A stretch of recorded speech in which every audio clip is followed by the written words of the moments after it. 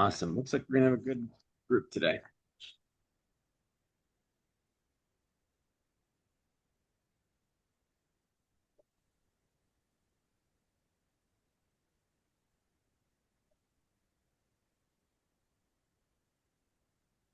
Hello. Good morning. How's it going? Chaz, how are you? Doing well. How about you? Doing just fine. What's new? I'm just hanging on till Thanksgiving. It's getting here. Um, Nate, good morning. Just got your text, and yes, absolutely. Um, Okay. I will message you about that. Yeah, you can We've got just let me know. several days we can do. Perfect. Thank you. Appreciate the offer as always, my friend. Um, let's see here. Met all these folks in the waiting room. Got a good crowd today.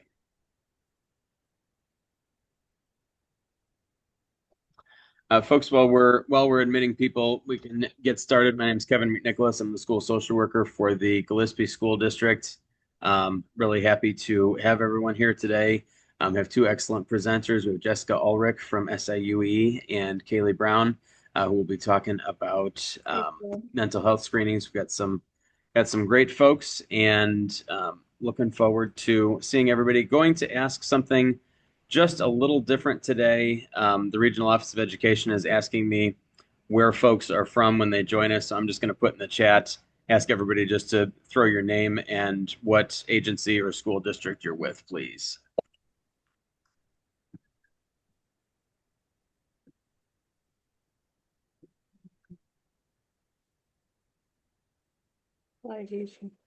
Harlanville. All right. And What? folks, I'm excited to welcome everyone today. We have our original big three, our original trifecta. We have Chaz Swearingen, Nate Blaza, and myself, who founded this, got this started all the way back in 2018, and just the three of us at that time. And now here we are. We've got 500 members, which is amazing.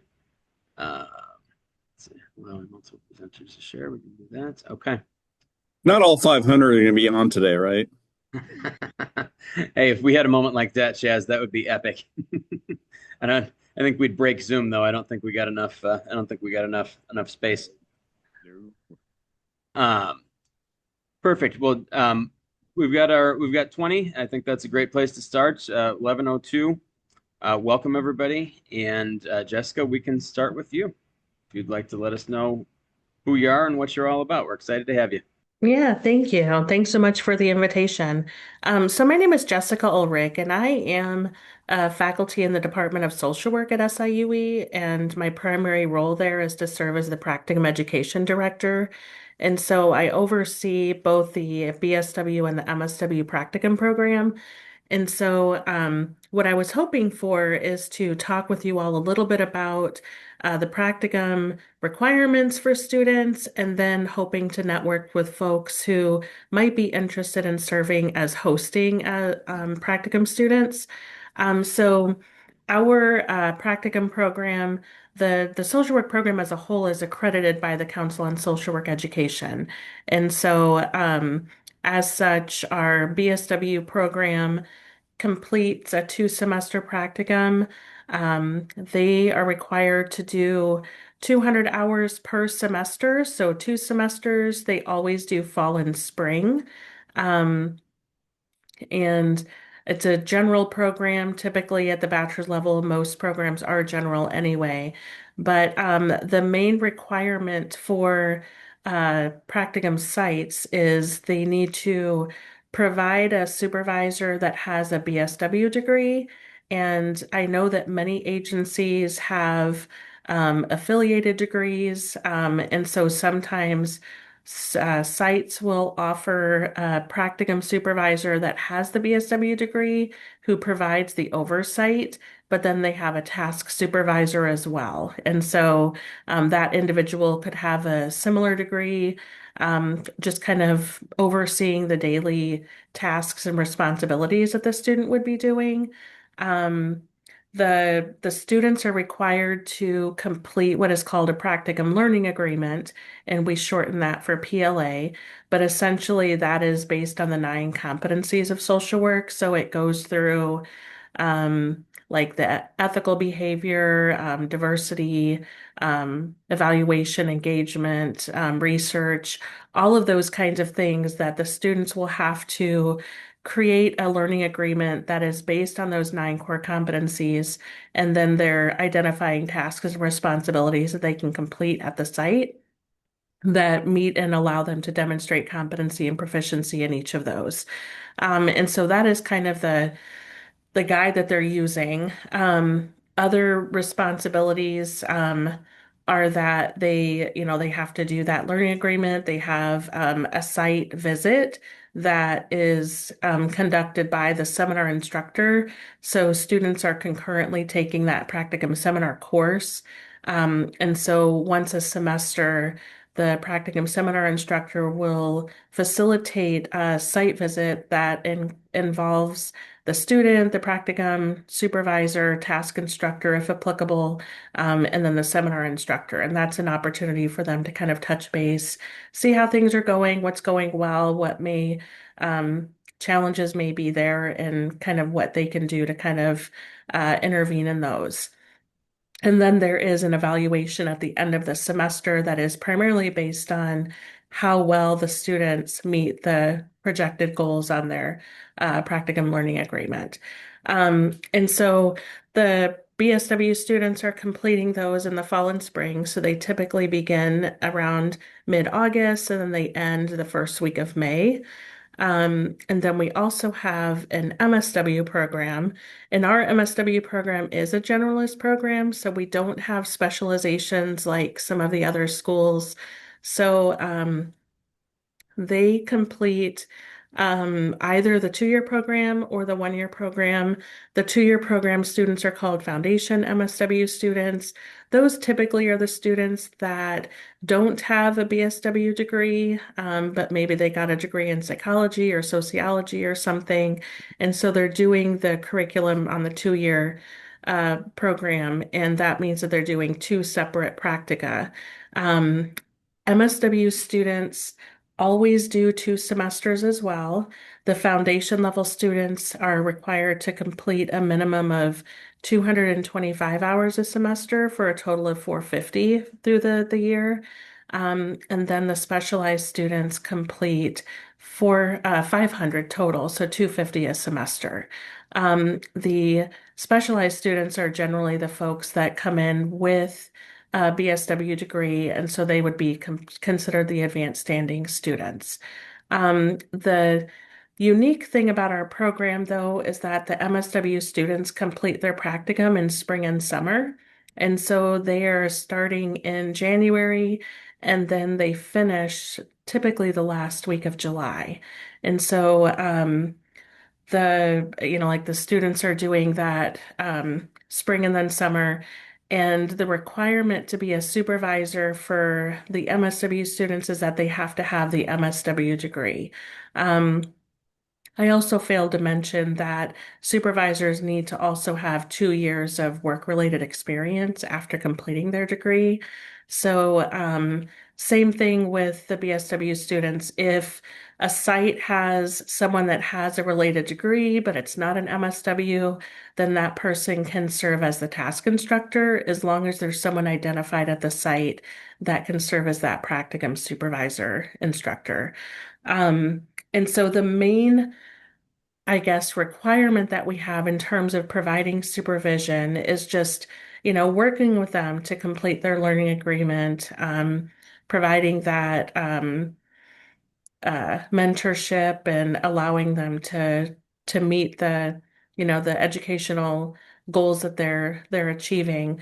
And then also the supervisor has to agree to meet with the student for supervision at least twice a month. So sometimes people just with their agency protocol, they meet weekly. It could be virtual, it could be in person, but primarily for those individuals that have a task instructor, as long as that identified social work degreed supervisor agrees to meet with them in some kind of way twice a month, then that meets the accreditation requirements from CSWE. Um, so those are kind of the gists, of what the program is. If anyone is interested in talking about that, I would welcome doing that. I'm sure that many of you already host students, and so you're pretty familiar with what that is, but the agency and the university would have to do an affiliation agreement, which is the legal document. And so if anyone is interested, I'm happy to talk further about that. Generally, what I do as the practicum director is I am working with the students, um, typically like several months before the practicum starts to help them, like with identifying practicum placement sites. I work with the sites to identify what are some potential job-related activities that the student would engage in, what the application process is, what the requested application materials are, and then I share that with the students, kind of like a job posting. And so the way that I handle it is I am several months before reaching out to agencies who we do have affiliation agreements just to find out if they're interested in hosting, because my goal is to not have students bombard folks with applications if we know that you're not interested in hosting students. And so if we do enter that agreement, then once a semester, then I would reach out and just inquire, like if you have the bandwidth, if you're interested in hosting, and then I would share that information with the students. Um, so that is kind of a brief overview. I do have a document that kind of outlines the basics of the practicum program that I'll drop in the chat. So that way you all can see that too.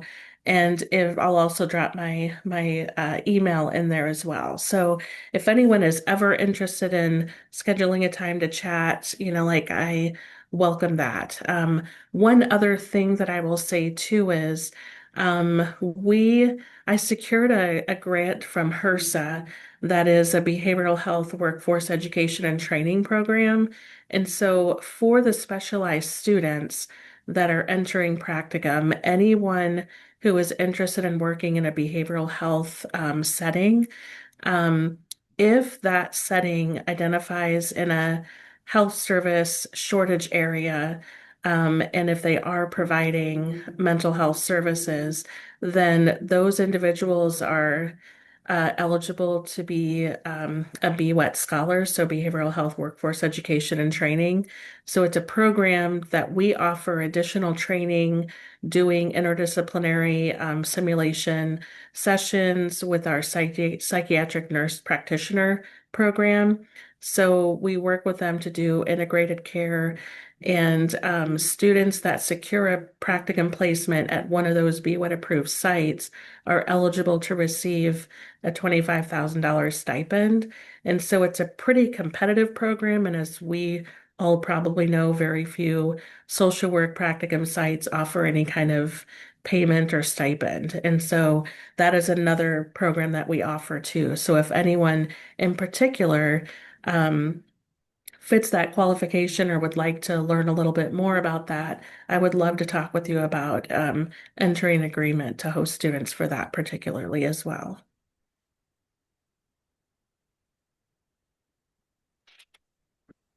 Jessica, just to clarify, that is a stipend that goes to the student. It does. Yeah, it goes to the student. We did also, as we know, there's rarely any kind of stipend for practicum instructors as well. I did put in there for the grant that per semester, any PSI that supervises a BWET scholar would get $1,000 stipend each semester as well. So not as sizable as what the other one is, but the purpose of the grant is actually to increase the behavioral health workforce. So we're trying to entice students to do that as well. And they all create an MPI number. It's tracked post-graduation and all of that as well. And then there's educational webinars that we host, and all practicum, regardless of you being a BWET scholar practicum supervisor or not, then we always invite practicum supervisors to attend those at no cost as well. Fantastic. Mhm. Um, we have a ton of folks on in the community, various agencies. So folks, this is a terrific opportunity, whether I know some folks working for agencies and stuff may be looking to go back and get that master's, and other folks, if you're looking to potentially recruit for your respective agencies or at least supervise somebody. I owe a lot to my internship supervisors. They helped me get to where I'm at today, help me figure this out. So if anybody's interested, Jessica, thank you, and please drop your info by all means, and I will send that out to all of our membership as well. So I am hopeful that we can definitely build some partnerships because it's a cool opportunity, no doubt about it. And a $25,000 stipend possibility for students. That's the degree and then some, really, degree and living expenses and all Right. that. That's a pretty great opportunity. Yeah. Awesome. Thank you so much. Absolutely. Ladies and gentlemen, any questions for Jessica or any feedback?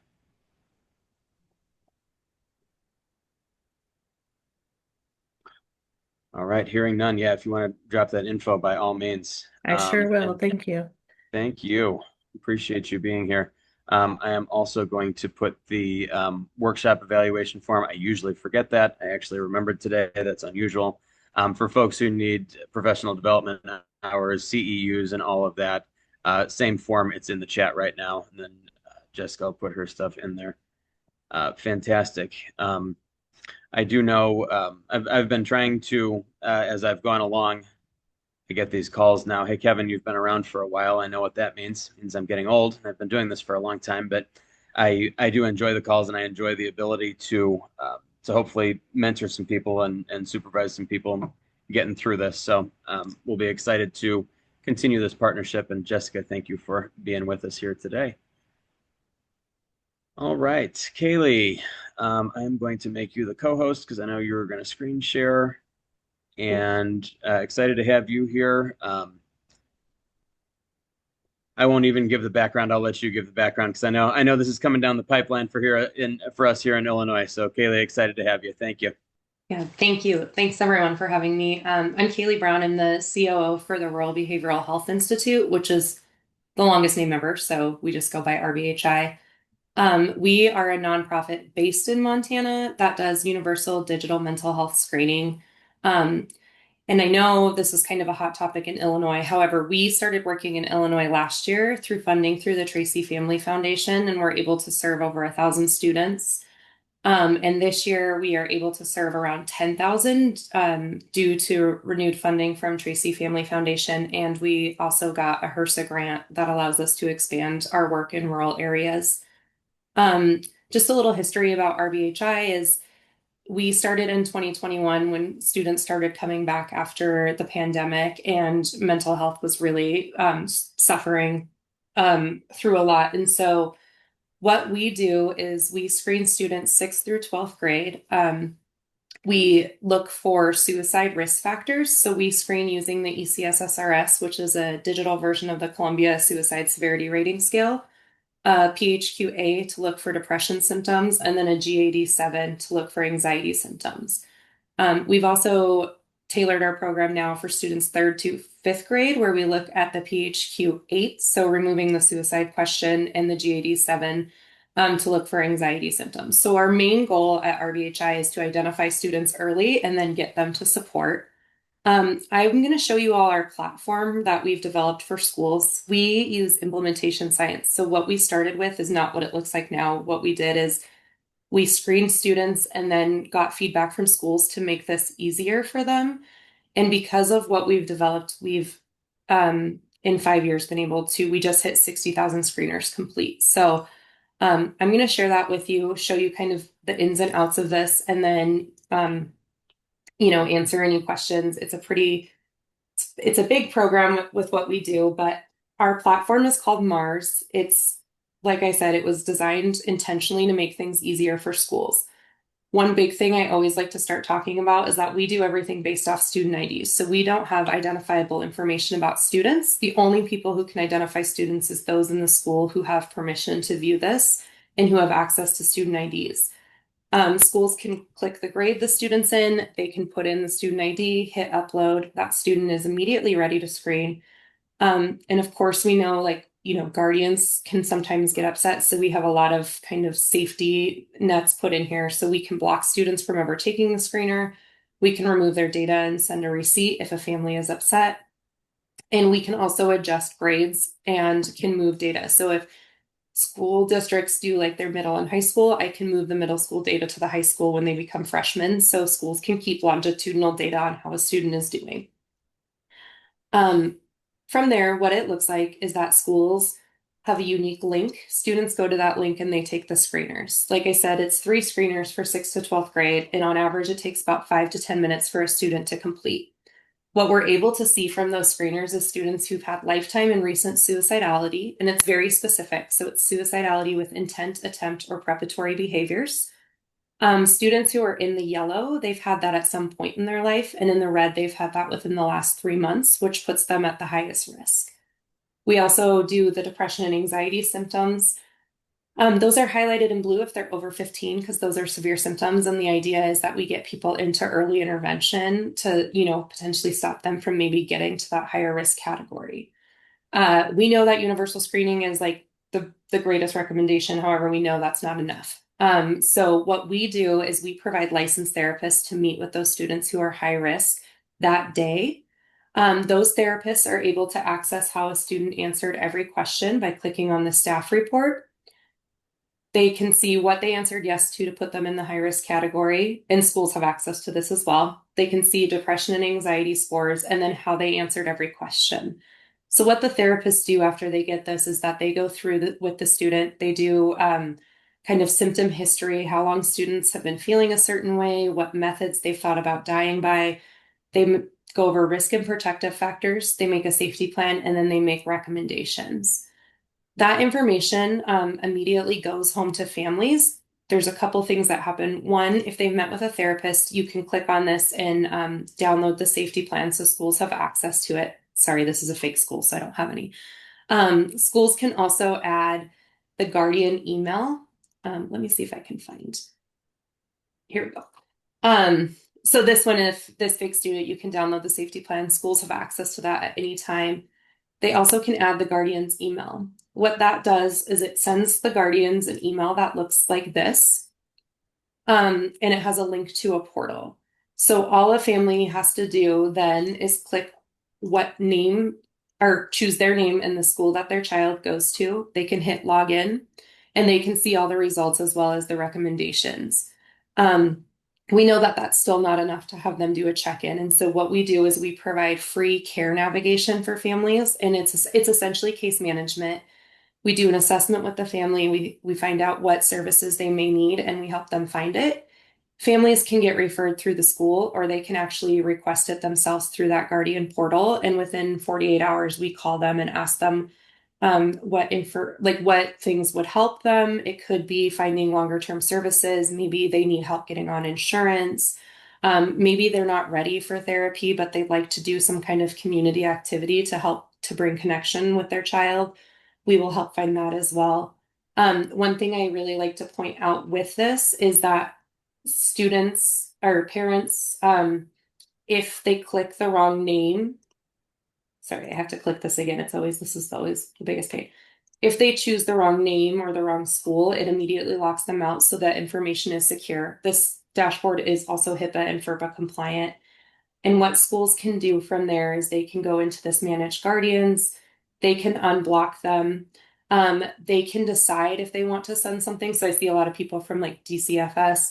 If someone loses custody, we can remove them so they never get information on their child. When a child screens again, they're automatically blocked and we have to unblock them. But then if they also have a caseworker, we can send them the information so that the child's team really is getting everything that they need. For schools who participate in this, they can use this dashboard at any time. So we often have schools who are like, hey, I've just noticed the student is struggling. Can we screen them? We have schools who do targeted screening if that's what they're comfortable with. But what we find with universal screening is that we are identifying students that no one knows is struggling. I screened in Illinois this morning, and the principal immediately emailed me and said, one kid is already in therapy, the other two, we had no idea they were having a difficult time. Those students, as of now, have both met with a therapist. They've both been given recommendations. Their families have been notified, and they've been referred to care navigation. So they screened at 8 o'clock this morning, and they're already now advancing to get services. We have funding again to do this for about 10,000 students in Illinois, so I'm really looking for more schools. We've been meeting with Chapin Hall, who is helping to assess for the mandate, like which screeners can be used. They've said we meet all of the recommendations. And the great thing is that the HRSA grant that we're able to offer this for free for multiple years. In Montana, we are in about 77% of counties. I'm in Montana, which is why I'm wearing a sweater, because I hear it's 60 there, but it's 32 degrees here. But in Montana, what we were able to do after we piloted is bring this information to the state, and now our state actually funds this. So no Montana school pays for this at all. And we screen about 25,000 kids a year in Montana. What we also see is that through screening, students have had a threefold decrease in new suicidality. They've had over 30% drops in anxiety and depression symptoms. That could be due to screening. It could be because they got in services, or it could be now someone knows how they're feeling and checking in with them. But we've seen continued success. And we have over 98% retention rate with schools, which to us is kind of the biggest thing we can say, because schools continue to find value in this and use it year after year. And like I said, they use it a lot for students that just are struggling, because what they can do is screen them and immediately have someone who can connect them to services, someone to check in with them. And what we've also seen kind of organically happen in Montana is students actually ask to be screened when they're not feeling their best. So they'll go up to the counselor and say, hey, I want to talk to someone. Can I screen? We've also had parents call the school and say, could you screen my child? I've noticed some things about them. So what we're seeing is that kind of stigma reduction in people actually asking for those services. So happy I go through that really fast. It's a big program, but it's been really successful, and I'm happy to answer any questions. I have one, Kayleigh. So I'm with DCFS. A lot of us here are with DCFS. How do we, and we are kind of ignorant when it comes to like school stuff. So like, how do we know if a school's offering this? Like, is there something we ask, or?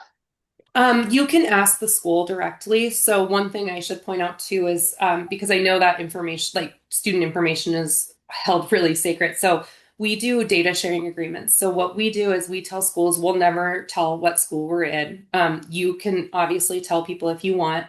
We also make sure that it's really clear, like we are not doing research on students. You own their data. You own it forever. It stays in this dashboard and you can use it. So we don't ever say when we're working in a school, but you absolutely can ask them. And I just saw a question. So the cost for the school is currently free. So it does have to be a school in a rural area. So we could talk, if that is the school you have, but it is a free program. And like I said, we'll have multiple years of funding to provide it for free.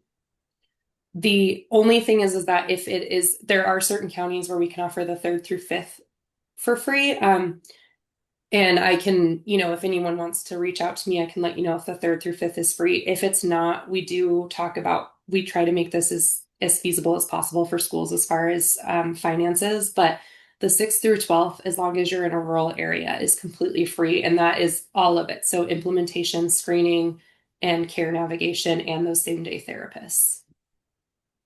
So then like the service linkage, like, is that just like the program helps find services in the area? Is it like through their insurance, or how does that? Yeah, so it's a lot of different things. So my team goes through and reaches out to therapists. They ask, can we refer to you? How do we best do that? And what we do is we match people with their insurance. So if someone says like, I have Medicaid, we'll find someone who takes Medicaid. Let me show you another part of our dashboard. And sorry, I got to get to it just without sharing first, because I don't want to accidentally show like a school name. But what we have done is we've created a really large database of services. So not only just therapists, but we also have like a lot of social service things here, but what I essentially can do on this is I can go to Illinois. Actually, let me just select a county. So if I go to Adams County, it will show me all the therapists in that area. It shows what insurances they take. It also shows like what specialty the therapist has, what treatment modalities they use, and I can filter all of that. So if a family says like, hey, we want someone who specializes in ADHD and we want someone who does telehealth, all of that, we can actually search them and then we'll reach out to the provider. We'll see about their availability, how to best refer them, because we know that a lot of people, this is really difficult for them to hear that their child is struggling. This is really overwhelming for them. So what we're going to do is try to provide the best assistance possible. So it might be calling that place, getting their referral packet, helping the family fill it out, helping them make an appointment, really whatever that family is comfortable with. And then same with like the other resources. So if, I again go to Adams County, like we have a lot of different information here. So we have behavioral health resources, child abuse, neglect resources, child care, crisis, dental, like all of the things, because we know that like taking care of your basic needs is suicide prevention. And so, you need a food resource or you need, like vision, or maybe the mom needs some help with like women's health. Like we'll provide all that information for them. We do go through this pretty frequently to make sure that these programs are still in existence and we have all the information on them. But we kind of have this log, so we're able to help provide people with whatever they say is going to help their family. So sorry, I'm not getting oriented. So like I'm over Adams County too. Like is this stuff in their schools too? Like I guess Well, like we do work in Adams County. I can't tell you where, but we have worked there. So Adams County, it falls under the Tracy Family Foundation, which we have okay. funding from, and I think we'll have continued funding. And so if you work in schools, you can ask them, and if they don't use us, you absolutely can connect them with me. Because one of the things too is like we want to get more people involved in the program so we can get that future funding like we did in Montana, where we can say, hey, here's what kids are looking like. One of the really interesting things we found that we didn't expect is in Montana, one of the reasons we started this is Montana has been number 3 in the country for, suicide rates for 50 plus years. So in Montana, we lose about 40% of kids 11 to 20 to suicide every year, and we lose 41% to accidents. So we're almost losing more kids to suicide than we are to accidents in our state. So that's why we've started here. But what we found is that students in Illinois are feeling the same way. They're screening at about the same percent as like Montana. We also work in Georgia and Oregon, and throughout the country, kids are feeling this way. Some places have more fatal suicide rates, but we think that there's a lot of potential to do a lot of early intervention with kids in Illinois. Yeah, I love that. I blame social media, but And I think what's hard now is that, with the mandate, I think some people could think like, oh, you're trying to profit off of this by doing it, but we were already working in Illinois first. And so we want to make sure that we're available to people and saying like, this is why we're doing it. We're trying to do a really holistic approach. So screening, identify, get them into care, and making sure like we truly are doing early intervention, because we know that will make people more successful. so what do we ask the schools? Like if we have a kid in a school, what do we ask them to find out if they like to use this program? You can Like just say, have you used RBHI screening? RBHI screening. Okay. Yeah. Thank you. And I've worked in, I think I'm in 4 schools in Adams County, but they're all pretty small. So, but you absolutely can say if you want to talk to them, if you just want to see what it is. Because one thing too is that like we have the funding, but once we meet that amount of screeners done, then like we don't have the additional funding for it. So getting in now is kind of guaranteeing you can do those screeners for free for a while. And the other thing too is like with the HRSA and the Tracy Family Foundation, those are really great, but like we do write a lot of grants. So we've never charged a school in Illinois. We've never charged one in Montana. The only time we've ever charged a school was when an independent school came up and said, hey, like we want to pay for this, but we write our CEO writes about 50 grants a year to cover this. So because we don't want it to be another barrier for schools of, they can't afford to do it. Well, all the workers on here today are like the Macoupin area, so that's good. But yeah, And I have funding for that area. So and we're excited. This sounds great. Yeah. And Kayleigh, I will say, I mean, recognizing that this is coming down, and I know we've been getting a lot of questions about this, whether through the network or just through schools, what's this going to look like? How are we going to do this? I mean, you're literally sitting here saying, here's exactly how you can do this, and it's not going to cost you a penny. And I mean, because everybody's talking about, oh, it's going to be another unfunded mandate, and several people have said, well, we'll wait until there's funding. And I'm like, don't hold your breath, folks. This is the state we're talking about, and I would be very surprised. No offense to all of our folks from DCFS. I'm not They bashing watch it, Kevin. DCFS. But in all seriousness, I mean, rural areas, that's pretty much all of our membership is south of Springfield and north of, Cairo, Paducah, Kentucky area. I mean, most of us are in this area here. Like I said, Springfield on south, so we are pretty rural in our representation. So, and also cool that do you mind dropping in the chat the counties that you have 3 to 5 for? yes. And just another thing too, because I think that rural piece is really important. Just to point out, like we do use therapists that live in rural Illinois. So making sure that like the people can connect to students in a way that like they understand. I'm from Montana, so I did grow up in a very rural area, but most of our staff like live in rural areas and understand that. And one of the things I always like to make sure people know is like, we're not coming in and saying, here's the solution. Schools know their kids. We're saying, here's a tool, here's how we can help you. And you tell us what is the best way to approach this, because what works in Helena, Montana, where I live, probably does not work in, other areas. And so we try to do is a true collaboration. And one of the things too, talking about the screeners is, one thing I really like to point out is that our screeners are validated. And so, I know a lot of people look for evidence-based approaches. That's one thing with the ECSSRS, which is the Columbia. And I know there's a lot of clinicians on here, which is, very recommended for looking for suicide risk. We are the only people who have the license to use it in schools. And so it won't be an option with other screeners, which I always just like to point out because it is kind of the best for predicting those factors.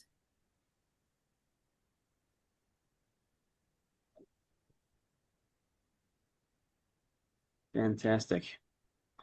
Anybody, any other questions or feedback for Kayleigh? No, I think this is really great. I'm glad we got to hear about it. It's scary that our numbers are up. We said they're showing like Montana. That's really scary, actually. And I will put in my email into the chat so anyone can reach out to me with questions. And the title of the program, Peggy, is, so we're RBHI, and then our program is called SLTC, so it's Screening Linked to Care.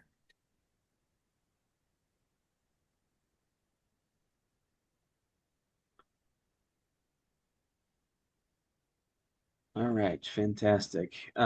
Chaz, you just dropped in the chat. If you'd like to, I got RBHI. Rural Behavioral Health Initiative, correct, Kayleigh? Institute. Excuse me. Just RBHI. Our CEO was like, we accidentally named it this, and now we just can't change it. Well, we named ourselves Mental Health First Responders Network, and that was a longer acronym and a longer name than I probably, but again, didn't know then what we know now, right? Chaz, did you want to talk about, you presented this for us a couple of years ago, and I really, really liked it. Do you want to talk about this is coming up? Yeah, I put that in the chat. I know I sent it out to the network. I'm the one providing the CEU event for our hospital this month. Well, next month, December. I'm already through November. And I've had a couple questions about whether this is appropriate for kids or for parents. It is absolutely appropriate for parents. So any of you, especially I'm looking at like DCFS, if you have parents who maybe need a little help understanding their kids and their gaming and setting guidelines and outlines for proper use and what's appropriate, that kind of stuff, this is very appropriate. It's not as much geared towards the clinician. It's geared towards parents and guardians. So I just wanted to put that out there. I had at least 3 people reach out and said, can I send some, my parents to this? And I said, yeah, absolutely. So please do that. Guys, is that virtual or is it in person? It's always virtual, always free. Okay. And yeah, if we can get a lot of people on there, that way I won't embarrass myself in front of my supervisor and team. That'd be great. If you've got a list of questions you'd like us to, pop on there and ask too, Chaz, that you have really good answers for, just be sure to provide those in advance. Okay. I kid, but this is a very good, very, very good presentation. I've heard Chaz give this before, and it's a lot of good data and also some real hands-on common sense type tips too for us, because my kids are 13, 11, and 9, and they're pretty obsessed with the technology. So it's good to be able to stay out ahead of this stuff. All right, fantastic. Jessica, Kayleigh, Chaz, thank you all very much. Does anybody have any other updates or upcoming events, anything like that? I do know, sorry, I will talk last. Does anybody have any other updates or upcoming events?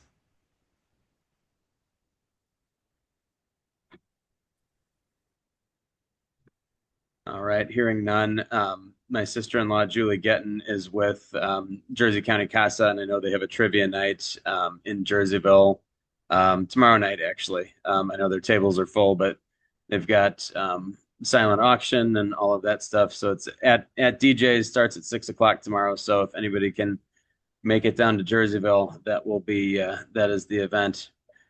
I didn't get a table. It filled up so fast we didn't get a table. That's okay. That's a good thing. Good cause. So wanted to shamelessly plug that here too, real quick. Anything else for the good of the group? Had truckloads of great information today. Once again, thanks to our presenters very much. And we'll send everybody's info out along with CPDUs and everything. We'll send the link to the YouTube video. Jessica and Kayleigh, hopefully lots of great partnerships will result. Excited to have had everybody here today. Next meeting, December 11th. And we've got a couple of presenters that day. Tiffany, you got us linked up with Megan. Yeah, I might see if we can. I tried moving our team meetings days, but I'm not having much luck. So I'll try to have us hop on. But she's with Okay. Megan with Beacon, right? Yes, Megan with Yeah. Beacon. Yes, ma'am. You bet. Absolutely. And then we've got Matt and Eliza talking about Resilient Supportive Schools, Illinois, RSSI. Tiffany, I shouted out Chaz and Nate, but at the beginning, but you've been here with us since the beginning too. So exciting to have a lot of our mental health first responders originals on our meeting today. So Well, I'm always running late, so when I'm late, that's what happens. I don't get shout outs. no, it's all good. I actually went and got a kid who I had scheduled for Tuesday. I got her on Monday this week because I was looking at my schedule wrong. No. And I told her, I said, this will be the one time I will ever get you early because I'm always Yes. 5-10 minutes late, and that's life. My wife told me I used to joke and say, "Oh, social work time, ha ha ha." I'm actually 5 minutes early when I'm 5 minutes late. And my wife said, "That's not charming anymore. You got to come up with a new joke. Like it's just irritating people." But I'm I tell her, it's a real thing. it's the best I can do. Everyone, Well, I hope you have a. Go ahead. Sorry. I just want to say thanks to everybody for having us. We appreciate it. Oh, heck yes, absolutely. Always welcome. Happy to Always. see you. Happy to see everybody. Happy Thanksgiving to everyone. Enjoy the time with your families, and we'll look forward to hopefully seeing everybody in December. Bye. Cheers, everybody. Thank you again.